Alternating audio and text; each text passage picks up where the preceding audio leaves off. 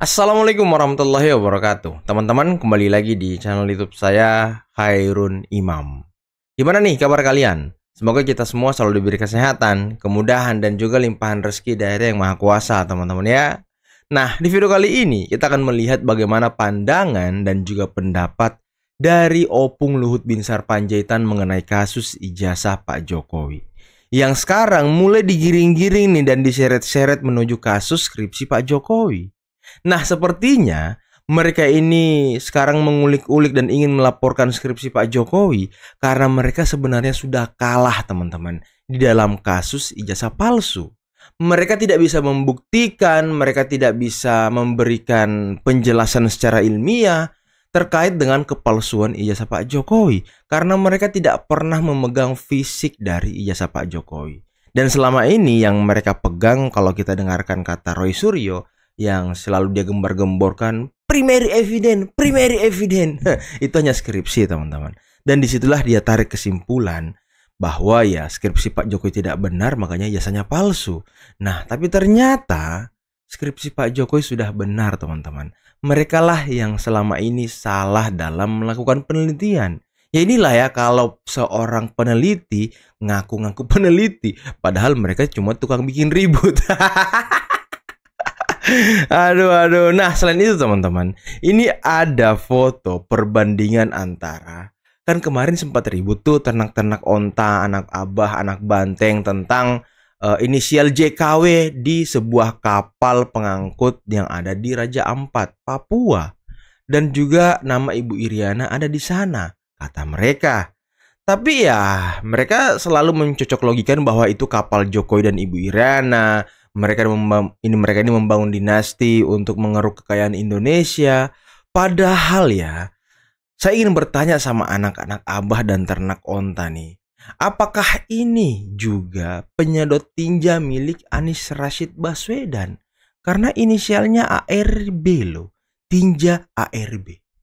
Nah ini harus diluruskan. Otak-otak kalian itu perlu diluruskan, teman-teman, agar tidak mudah memframing jahat, menyebarkan propaganda sesat yang bisa meracuni masyarakat Indonesia. Nah, apakah itu tadi tinja ARB? Apakah itu punya Anies?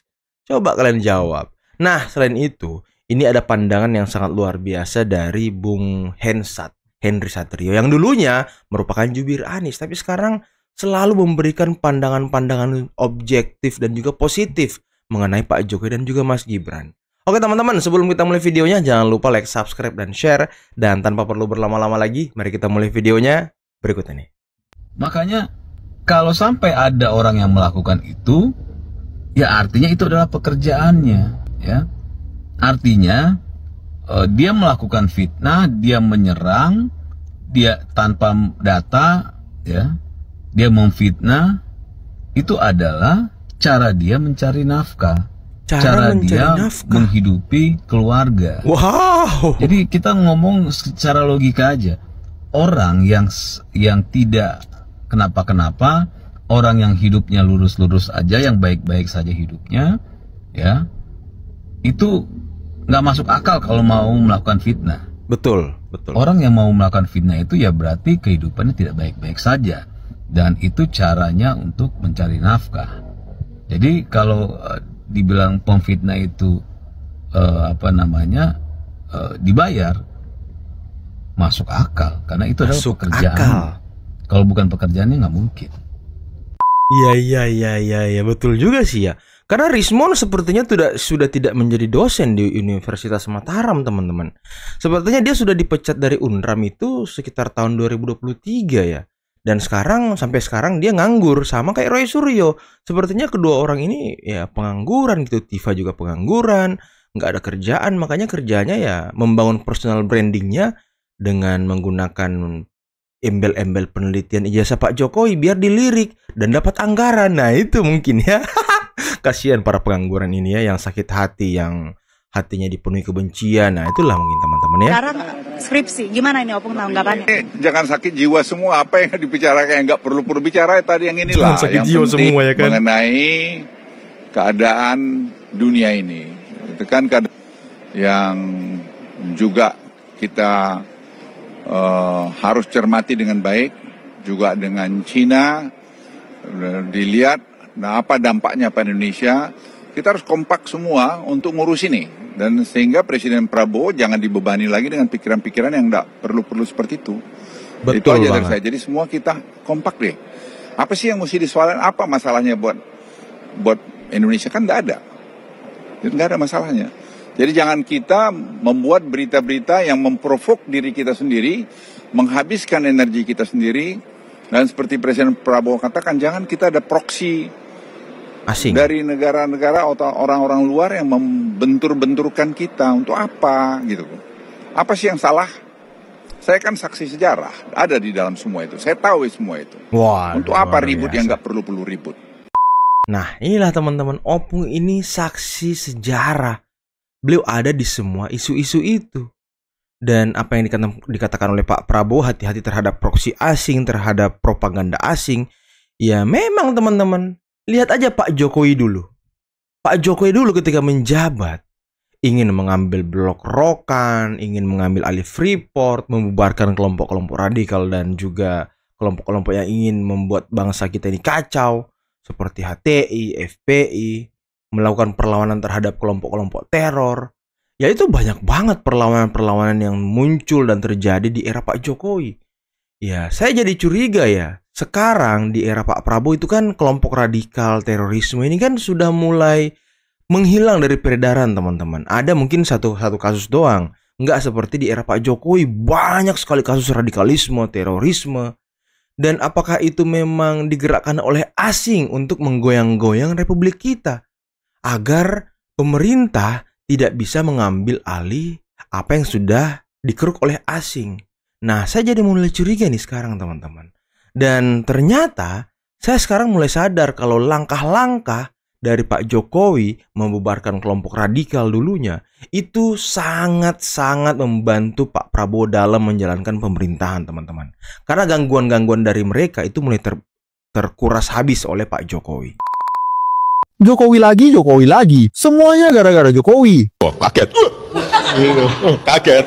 Kadang heran juga, apapun yang terjadi di negeri ini hampir semuanya dikaitkan sama Pak Jokowi. Orang ngeributin ijazah, ya cuma ijazah Pak Jokowi. Betul. Nggak kelar-kelar tuh ceritanya dari zaman kapan. Giliran ijazah yang udah terbukti asli, sekarang lanjut masalah inskripsi. Betul. Terus ada lagi, Wapres Gibran yang mau dibaksulkan sama kelompok masyarakat sipil mantan TNI. Gara-gara apa? Ya karena anak Pak Jokowi.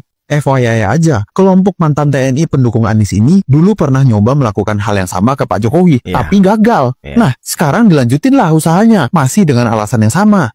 Bapaknya nggak kena, masa anaknya nggak bisa? Yang ini masih anget nih. Beredar video kapal tambang bertuliskan JKW lagi bawa nikel di Raja Ampat, dan narasinya kapal ini punya Pak Jokowi. Bah, kumpul maut, hoax ditambah cocok logi. Itu video lama, kapal lagi ngangkut batu bara di Kalimantan, malah dibilang di Papua. Kalau masalah tulisan JKW Mahakam di kapalnya, itu singkatan jasa konstruksi wisata. Nggak puas dilanjut lagi, tentang 4 pulau sengketa yang masuk wilayah Aceh atau Sumatera Utara. Ribut lah tuh, dibilang sumut ngebet banget ngerebut pulau dari Aceh. Padahal Mendagri udah mutusin pulau itu masuk wilayah Sumatera Utara, tapi ada opsi terbuka jika nantinya pulau itu dikelola bersama. Masalahnya ada yang nggak suka, dan tahu nggak kenapa? Kan Gubernur Sumut menantunya Pak Jokowi. Coba kalau Gubernur Sumut Deddy Mulyadi, kayak bakal diaja, paling dikontenin KDM ramenya. Betul. Asik. Kasihan Pak Jokowi, selalu aja dibawa-bawa. Mau apa ini orang-orang? Kebangetan. Kapan dong Pak Jokowi bisa menikmati pensiun jadi rakyat biasa? Ya nggak tahu, tanya yang mau tanya saya. Iya. Nah, inilah teman-teman. Saya tuh kemarin ketika ketemu Pak Jokowi sangat sangat terharu, itu adalah sebuah kebanggaan bagi saya sendiri. Karena ya dulunya saya pernah bekerja di pemerintahan beliau selama kurang lebih 7 tahun. Dan saya melihat beliau memang ya betul-betul ikhlas, teman-teman, bekerja untuk bangsa ini.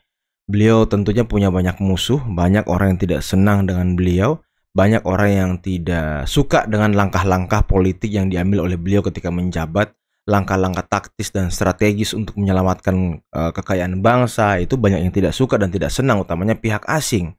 Dan sepertinya kebencian mereka, ketidaksukaan mereka itu berlanjut sampai Pak Jokowi tidak lagi menjabat sebagai presiden. Makanya mungkin para gerombolan-gerombolan pembenci Pak Jokowi ini menganggap Pak Jokowi sekarang tidak punya power, tidak punya bergening lagi untuk melakukan sesuatu, dan kita bebas menyerang Pak Jokowi sesuka hati, merendahkan beliau. Ya, tapi ternyata dugaan mereka salah, teman-teman. Mungkin mereka juga tidak sampai habis pikir gitu Pak Jokowi melaporkan mereka. Nah, inilah yang tidak mereka antisipasi. Pak Jokowi melaporkan mereka ke polisi, dan Pak Jokowi serius untuk meladeni mereka dan memasukkan mereka ke penjara. Dan ini sebagai pelajaran bagi kita semua tentunya, teman-teman. Jangan punya kebencian berlebih. Jangan punya sakit hati berlebih kepada seseorang. Apalagi ya karena makanan atau piring mereka dihabiskan gitu. Nah, ini kan tidak bagus, teman-teman. Standpointnya ya, di Satgas Kritik ini saya sampaikan, satu, wajar Pak Jokowi merasa terganggu dan marah gitu ya. Kemudian yang kedua, memang usaha pembuktian dari orang-orang yang ingin membuktikan tentang ijazahnya Pak Jokowi ini boleh-boleh saja. Tapi kemudian yang ketiga, menurut saya ini sebaiknya disudahi sih. Banyak banget sih permasalahan yang sebetulnya harusnya menjadi pusat perhatian kita. Oh, ada yang mengatakan begini juga. Kalau ini benar Mas Henry, su palsu, ini akan berimbas ke anaknya, ke Gibran, akan ada pemakzulan. Nah, itu juga aneh lagi tuh. Aneh, teorinya. betul. Berbeda, sudah. Yang ini di ranah hukum yang ini, kemudian yang ini adalah masalah konstitusi. Pemakzulan Wapres itu susah lah terjadi. Saya udah berkali-kali ngomong, kecuali pelanggaran berat yang diatur dalam undang-undang baru bisa, dan itu pun mesti ke MK dulu. Mas Gibran ini akan stay dengan Pak Prabowo sampai 2029. After 2029 gimana ya ntar aja. Saya sih lebih pengen sekarang pemerintahan Pak Prabowo itu berjalan dengan baik, dengan lancar, sehingga ekonomi membaik gitu. Kapolri Jenderal Listio Sigit Prabowo menyatakan akan melibatkan lembaga pengawasan eksternal dalam penanganan kasus ijazah Presiden ke-7 RI Joko Widodo. Langkah ini diambil untuk menjawab keraguan sejumlah pihak terkait hasil penyelidikan dari Barreskrim Polri terkait keaslian ijazah Jokowi. Ia pun menegaskan bahwa Polri tetap bekerja secara profesional dan terbuka dalam menangani laporan tersebut. Dikutip dari Kompas.com, hal itu disampaikan Jenderal Sigit saat ditemui di depan Markas Besar Polri Jakarta pada Kamis 12 Juni 2025. Menurutnya, pelibatan eksternal untuk memastikan proses berjalan profesional dan transparan. Pengawas eksternal akan diberikan akses untuk menguji dan mengevaluasi langkah-langkah dari Polri selama proses penyelidikan. Bahkan Kapolri berharap kehadiran pengawas eksternal dapat memperkuat kredibilitas hasil penyelidikan terkait ijazah Jokowi. Diberitakan sebelumnya, Barreskrim Polri menyatakan bahwa penyelidikan dugaan ijazah palsu milik Jokowi telah dihentikan. Direktur Tindak Pidana Umum Brigjen Juhandadi Raharjo mengatakan bahwa uji laboratorium forensik menunjukkan ijazah Jokowi identik dengan milik rekan seangkatannya. Kesimpulan tersebut menyatakan tidak ditemukan unsur pidana dalam perkara yang dilaporkan. Dengan hasil itu, Barreskrim Polri resmi menghentikan proses penyelidikan terhadap dugaan ijazah palsu Jokowi. Nah, nanti kalau pengawas eksternal ini sudah juga melakukan penelitian dan juga laboratorium forensik di Polri dan hasilnya identik dan asli, ya sepertinya Roy Suryo dan kawan-kawan juga nggak bakal percaya semudah itu, teman-teman. Karena target mereka ya hanya memang ingin merendahkan Pak Jokowi, menghancurkan kredibilitas Pak Jokowi, dan juga menginjak-injak harkat dan martabat Pak Jokowi. Itu doang yang mereka inginkan. Nah, ketika itu udah sukses, ya mungkin mereka akan beralih ke pemakzulan Gibran dan juga mungkin ingin menjatuhkan Pak Prabowo. Nah, itulah, hati-hati teman-teman. Mengaitkan ini ada JKW, ada Dewi Iriana di inisial ini tuh. Oh, itu nggak ada itu.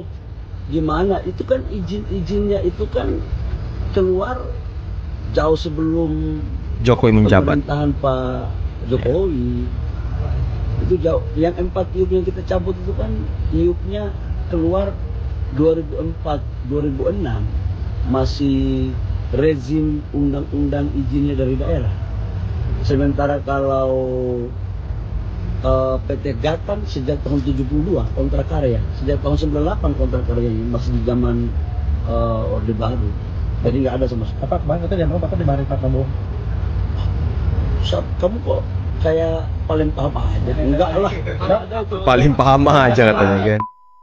Aduh. Teori-teori cocok logi pembenci Pak Jokowi emang gak ada habisnya ya.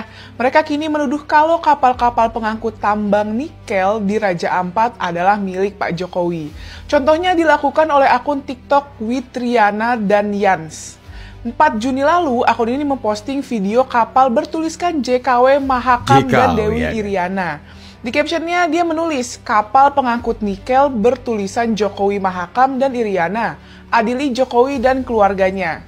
Media sekelas Tempo juga bikin status di FB soal kapal JKW dan Iriana yang makin rame. Isi statusnya nama kapal Dewi Iriana dan JKW Mahakam jadi sorotan karena mengangkut nikel dari Raja Ampat. Sontak status itu mengundang banyak komentar yang menyudutkan Pak Jokowi.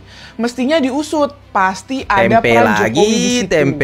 Jangan-jangan harta Jokowi disamarkan sehingga sampai sekarang dia masih sangat kuat modalnya untuk mengundang orang. 10 tahun berkuasa tentu harta dari KKN kemudian bisnis money laundry di berbagai bidang.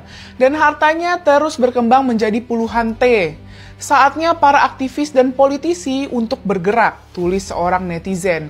Semua data pasti ada di kementerian. Pak Wo tinggal buka aja, tidak hanya omon-omon berantas korupsi tapi memelihara koruptor, tulis memelihara koruptor ya kan. By the way, tambang di Raja Ampat memang lagi jadi sorotan karena dianggap tambang nikel itu merusak lingkungan Raja Ampat. Tagar hashtag Save Raja Ampat pun menggema di media sosial.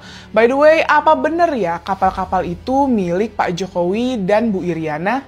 Menurut laporan Kompas.com pada laman Kemenhub ternyata emang ada kapal namanya TB JKW Mahakam dan Tongkang Dewi Iriana.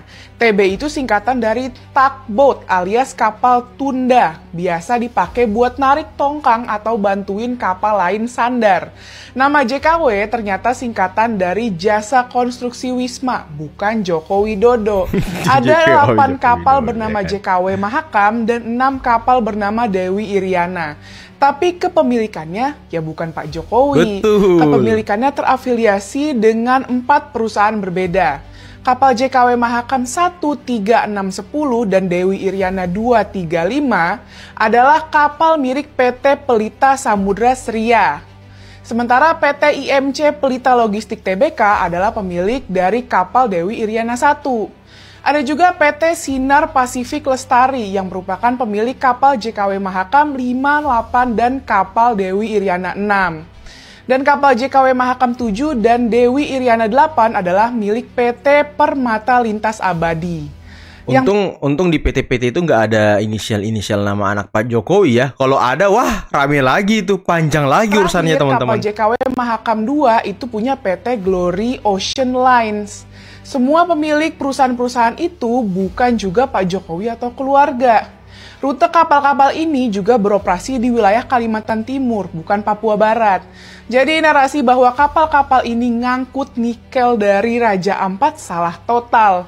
Pak Jokowi juga bukan yang memberikan izin tambang di Raja Ampat itu. Hal ini ditegaskan oleh Menteri ESDM Bahlil Lahadalia. Menurutnya izin tambang itu dikeluarkan sebelum Pak Jokowi jadi presiden. Jadi netizen yang budiman, baik hati, dan rajin menabung, narasi ini cuma cocok logi yang dibumbui teori konspirasi. Nama JKW dan Dewi Iriana murni penamaan internal perusahaan. Jadi nggak usah so tau, cuma karena namanya mirip dihubungkan ke Pak Jokowi dan Bu Iriana. Yuk jadi netizen yang cerdas. Yuk jadi netizen yang cerdas. Nah itulah teman-teman ya beberapa video yang bisa kita simak, yang bisa kita saksikan pada kesempatan kali ini dan sangat menarik. Bagaimana Bung Teddy Gusnadi menjelaskan tadi di awal bahwa orang-orang yang melakukan fitnah, yang selalu menyebarkan fitnah, ya orang-orang yang tidak punya pekerjaan. Dan disitulah mereka mencari nafkah. Itu masuk akal banget teman-teman, masuk akal banget. Ya kalau kita tarik ya, memang sekarang Roy Suryo, Rismon, Tifa, Rizal Fadila dan kawan-kawannya itu kerja apa sih? Hah? Rismon kan sudah dikeluarkan dari Universitas Mataram kalau nggak salah tahun 2023 teman-teman. Karena ya mungkin dia tidak pernah masuk ngajar gitu ya kan. Dipensiunkan dini teman-teman. Dan Roy Suryo kerja apa sekarang teman-teman? Nggak ada kerjaan mereka. Tifa katanya dokter, emang dia praktek? Hah? Kayaknya dia ini dokter tapi bisa segalanya gitu. Bisa menganalisis segala penyakit tanpa menyentuh dan juga mungkin melakukan screening langsung kepada pasien. Hanya dari foto, video dia langsung tahu gitu. ya TV ini bisa lebih ampuh dan sakti daripada dukun. Ini luar biasa ini. Nah, tadi Opung Luhut juga menjelaskan yang sangat luar biasa. Ya jangan kita mau jadi gila semua gitu karena isu ini. Masa iya kita harus ngikutin isu-isu yang Roy Suryo dan kawan-kawan terus angkat ya kan? Ya, Opung Luhut juga tadi memberikan apa ya, semacam refleksi, hati-hati terhadap proksi asing yang ingin mengadu domba kita. Karena ya lagi-lagi teman-teman ya, lagi-lagi karena Opung Luhut sendiri yang dulu sering mengatakan tidak ada negara maju yang menginginkan negara berkembang itu menjadi negara maju. Nah, itulah yang mungkin dilakukan oleh kelompok-kelompok asing melalui berbagai elemen di negeri kita untuk menggoyang-goyangkan pemerintah. Mulai dari Pak Jokowi sampai Pak Prabowo. Apalagi Pak Jokowi sudah mulai mencanangkan hilirisasi. Nah, disitulah mulai rame tuh guncangan-guncangan dari asing. Sampai digugat, wah pokoknya semua mungkin cara yang dilakukan oleh asing untuk membatalkan dan menghentikan hilirisasi Indonesia. Karena tentu keuntungan mereka berkurang, teman-teman. Dan ya ada orang-orang, oknum-oknum tertentu yang kenyang dari proksi-proksi ini. Nah, ini yang harus ditahan oleh pemerintah, yang harus dihalau, dicegah agar tidak meluas, teman-teman. Dan sekarang mereka mulai mendengungkan pemakzulan Gibran dan lain sebagainya. Nah, ini harus kita perhatikan secara bersama. Siapa sih orang-orang ini, teman-teman? Apa sih motif mereka? Nah, ini kan sudah jelas sebenarnya. Tidak perlu kita jelaskan secara rinci, panjang, lebar. Karena saya pikir para penonton sudah sangat cerdas melihat siapa mereka-mereka ini, tujuannya apa, keinginan mereka apa gitu ya kan. Karena ya mereka ada di barisan orang-orang yang dulunya menolak hilirisasi. Nah, itu kuncinya, teman-teman. Oke, mungkin cukup sekian dulu video kali ini. Jangan lupa like, subscribe, dan share. Dan saya akhiri. Wabillahi taufiq wal hidayah. Wassalamualaikum warahmatullahi wabarakatuh. Bye-bye.